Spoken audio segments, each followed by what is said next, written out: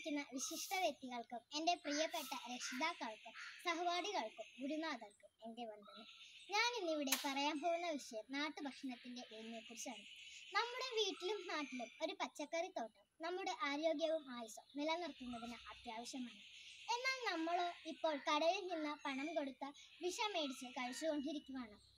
നമ്മുടെ തൊടിയിലെ വാഴയും പാവലും വെള്ളരിയും ചക്കയും മാവയും വെണ്ടയ്ക്കയും എല്ലാം നട്ട് ഉപയോഗിക്കുവാനാണെങ്കിൽ വിഷമില്ലാത്തതും ഗുണവും രുചിയുമായിട്ടുള്ള ഭക്ഷണം കഴിക്കാം. മാത്രമല്ല പണവും ലാഭിക്കാം. ആശുപത്രികളിൽ കയറിയിറങ്ങേണ്ടി വരില്ല.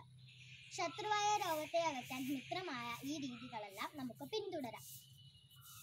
ഫാസ്റ്റ് ഫുഡും മായം കലർന്ന ഭക്ഷണങ്ങളും നമ്മൾ രോഗത്തെ ബോധപൂർവം ക്ഷണിച്ചു വരുത്തുകയാണ്.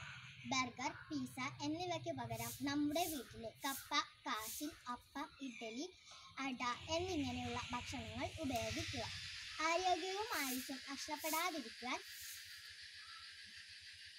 നഷ്ടമാകാതിരിക്കാൻ ഞാൻ വീണ്ടും പറയുകയാണ്.